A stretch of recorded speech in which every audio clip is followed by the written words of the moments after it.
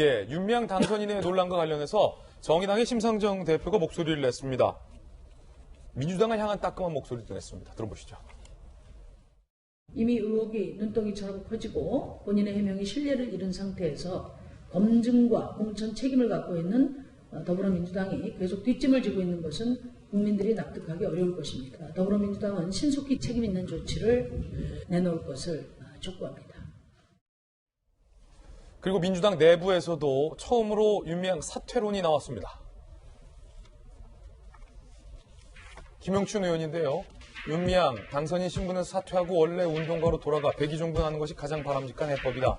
당사자가 정말 억울하다면 민주당이 진상조사단을 꾸려야 한다라고 얘기를 한 상황인데 지금 김관선 변호사님, 민주당에서는 일단은 조사를 지켜보겠다라는 입장이에요. 근데 이에 대해서 김영춘 의원 같은 경우는 조사 지켜보다가는 안 된다. 먼저 진상조사하고 윤미향은 사퇴해야 한다라고 이례적인 강경한 목소리가 나온 거예요. 저는 김영춘 의원의 말에 동의를 해요. 예. 왜냐하면 앞으로 이제 검찰 수사가 있고 여러 가지가 있는데 그 의혹을 해명하는데 시간이 많이 걸릴 거예요. 그런데 만약에 민주당에서 검찰 수사 결과가 나왔는데 정말 윤미향 당선자에게 정말 안 좋은 결과가 나오면 그때 조치를 하는 것은 한 발 늦는 거예요. 버스 지나고 나서 손드는 거라고 봐요. 그렇기 때문에 민주당도 사실은 너무나 의혹이 많고 또 이게 사실 지금 의혹의 중심은 윤미향 당선자의 개인 비리에 지금 초점이 맞춰지고 있잖아요. 그렇기 때문에 이걸 오히려 감싸려다가 굉장히 후폭풍을 맞을 수 있다 저는 그렇게 생각하고요. 그 다음에 아까 제가 약간 뭐 하고 싶은 말이 있었는데 못해서 하는 얘기인데 이제 정대협이랄지 정의연 초기에 참여했던 이제 운동가들의 어떤 약간 옹호하는 모습 이런 걸 가지고 뭐 발표하고 그런데 이 지금 의혹의 본질은 회계부정이에요. 회계부정. 그러니까 정의연이 한 일이 잘못되고 뭐 그런 얘기가 아니고 의혹의 본질이 왜 공시가 누락이 됐고 콩문두동 갖다 어디다 썼느냐. 그 다음에 왜 개인적 통장으로 기부를 받았느냐. 회계부정에 관한 문제거든요.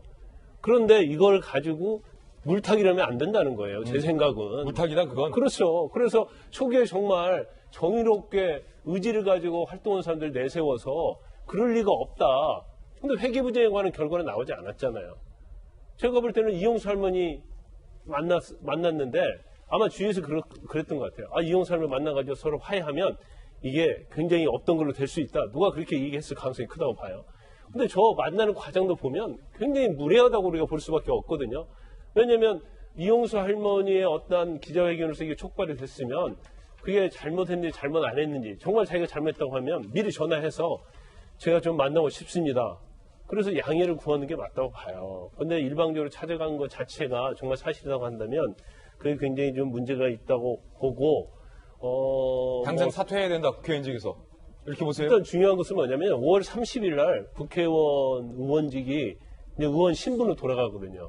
그러면 국회의원은 불체포 특권 있잖아요. 예. 그러면 그 다음에 그 이후에 수사를 하려고 하고 그 국회의원의 어떠한 특권을 이용하게 되면 수사하기 어려워지고 그 다음에 정의원과 관련된 이런 의혹들이 계속 시간을 끌게 가면 오히려 더 도덕적으로 침해 형상이 될 수 있다고 봐요. 사퇴하라. 그래서 본인이 저희가 이제 사퇴하라 사퇴하지 말라고 말할 수는 없지만 적어도 본인이 일말이라도 어떤 자신의 잘못이 있다고 인정한다면 사퇴하는 게 맞다고 보고요. 그래갖고 정정당당하다 하면 사퇴할 이유는 없다고 봐요. 그래서 저는 사퇴하라 사퇴하지 않으라 이게 중요한 게 아니고 검찰의 조사를 충분히 받고 정말 지금까지 자신의 어떤 태도가 일관성 있게 억울하다고 한다면 거기에서 검찰에서 무혐의 받으면 사실은 정정당당하고 자기가 이제까지 해왔던 거에 대해서 면죄부가 되는 거거든요. 그렇기 때문에 이걸 다른 방법으로 해서 완화를 시키려는 시도 자체는 이제 시간도 되지 않고요. 일단 국민의 관심이 그 정도 가지고 어떤 누그러질 수 있는 그런 상황이 이미 지났다고 봅니다. 그런가 하면 또 다른 위안부 피해 할머님의 지원 단체인 나눔의 집에 대한 의혹도 오늘 새롭게 불거졌습니다.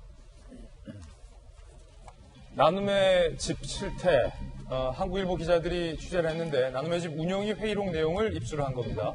미 사무국장 자리와 서랍에서 현금과 외화가 다량 나왔다. 아무런 조사가 이루어지지 않았다. 피해자 할머니의 의료비를 외면했다. 보청기 구입이나 치아 관리도 할머니들 개개인이 해결했다. 낙상 사고에도 병원을 못 가게 했다. 그런가 하면 이 나눔의 집에서 이른바 유령 직원에게도 급여를 지급했다라는 의혹도 나왔습니다. 4년 동안 출근 내역이 없는 류모 스님에게 급여 5,300만 원을 지급했다. 국민들이 낸 후원금에서 지출했다는 겁니다. 법인 대표이사 건강보험료 735만 원도 6천 원까지 후원금으로 지출했다라는 의혹도 오늘 나왔습니다. 참 이게 안타까운 일이 아까도 좀 지적을 해드렸습니다만 이게 정말 선의로 대가 없이 주어지는 기부금이잖아요. 좋은 일에 써달라고 내는 돈인데 이렇게 되다 보니까 이게 약간 주인 없는 돈이라는 생각을 하는 것 같고 황금알을 낳는 거위같이 돼버린 것 같아요. 그래서 이렇게 기부금을 내는 사람들의 돈을 막 자기 쌈짓돈처럼 막 건강보험료도 내고 여기서 한 가지 좀 걱정이 되는 거는 이게 이제 기부 문화를 굉장히 위축시킬 우려가 있는 것 같아요. 사람들이 사실 이 돈을 낼 때는 대부분 그 피해자나 자기가 돕고 싶은 그 사람에게 직접 간다고 생각을 하거든요. 근데 물론 단체를 운영하려면 그 단체에서 일하시는 분에게 뭐 임금도 드려야 되고 여러 가지 운영비가 드는 건 맞습니다. 하지만 사람들은 대부분 그거에 대해 생각을 못하고 피해자 할머니나 이런 분들에게 돈이 간다고 생각하는데 봤더니 내 돈이 어디로 가는지 회계장부도 잘 안 돼 있고 출처도 알 수가 없고 뭐 공시도 늘 누락이 되고 이렇게 사후 관리가 안 되다 보니까 문제가 계속 심각하게 벌어지는 것 같아서 앞으로는 이 부분이 조금 강화가 돼야 될 것 같아요.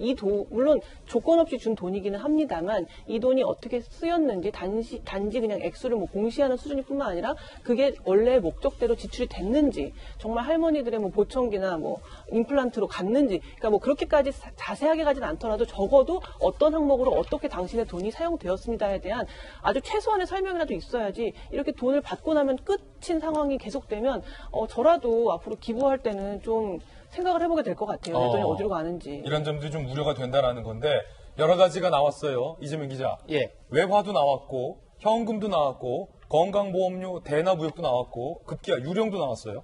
예, 유령 직원 논란이 하나 있었죠. 그러니까 류모 스님이 역사관 해설사라고 하는데 나눔의 집에 이제 위안부 역사관이 있습니다. 그 역사관 해설사로 등록이 돼 있었고 그래서 4년 동안 5,300만 원 정도를 지급했는데 사실 누구도 한 번도 류 스님을 본 적도 만난 적도 없다는 거죠. 그러다 보니까 어떻게 역사를 해설합니까?